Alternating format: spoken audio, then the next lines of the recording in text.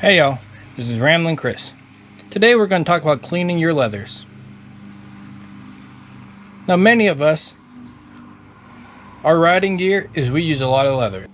We have leather jackets, leather gloves, leather boots. Some of us use leather chaps. Whatever you have, you may have leather, and of course, never forget a lot of the leather seats. Now if you want your stuff to last a long time, you need to care for it properly. So that involves cleaning and preserving. So our first step will be to clean our leather. Now you have many choices when it comes to cleaning.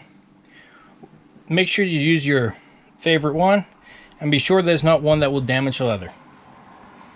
Personally, I like a saddle soap. So for that, if you've never used one before, what you're going to require, you're going to need a damp cloth of some sort, and of course your saddle soap. You're just going to use this like a normal soap. Just going to go ahead, take your soap, get it on the rag, work it in there.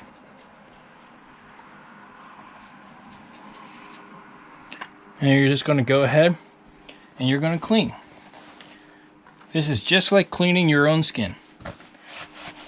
So you're just going to scrub her down with your soap. You're going to want to make sure that you get all the areas of it. Do not miss any spots. Otherwise, all this was for naught.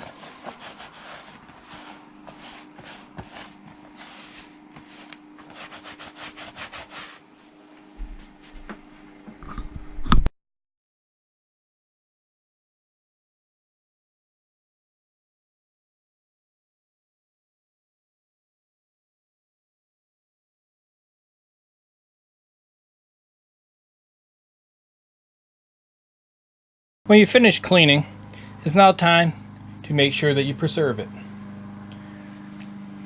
Now most cleaners, they'll strip away oils similar like we do to our own skin. Now while our skin can replenish, leathers cannot. So we have to do it for them. Now, for me, my moisturizing and preserving choice is mink oil. Now there's other great types out there. You got neat's foot oil, and then of course you got all the different leather conditioners and that you can buy at any motorcycle shop, any auto parts store. The important thing when you select one is that it'll be one that protects and preserves your leather. And also, if you're going to use this on your seat, you need to make sure it is not one that is slick. If it is slick, that'll be very dangerous as you have potential to slide right off your seat. If the one you have, you're unsure on whether it's slick or not, I would suggest trying it on your jacket first. As your jacket being slick, there is not a potential hazard on that. I would not use anything slick on your gloves either, because you're holding onto the grips, and there's once again a potential for slippage.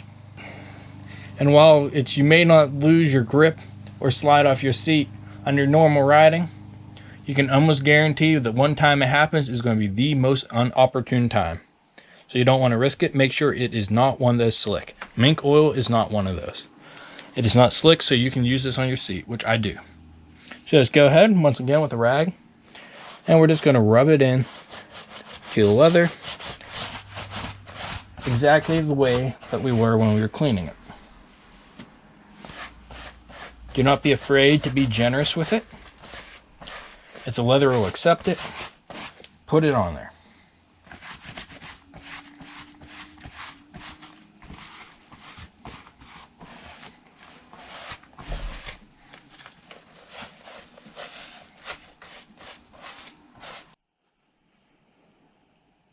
Now with our leather all moisturized, we're down to our final step, which is to simply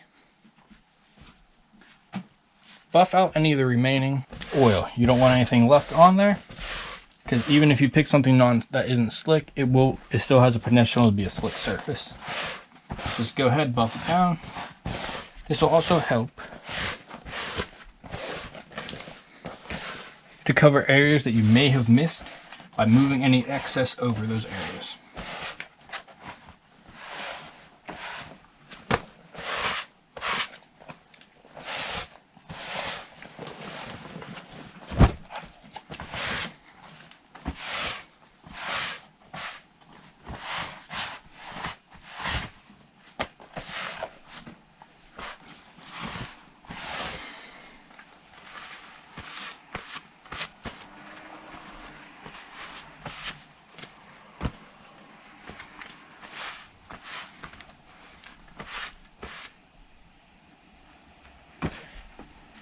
Okay, now some of you may ask, why do we really need to do this? I mean, so the leather dries out a little bit. What's the big deal?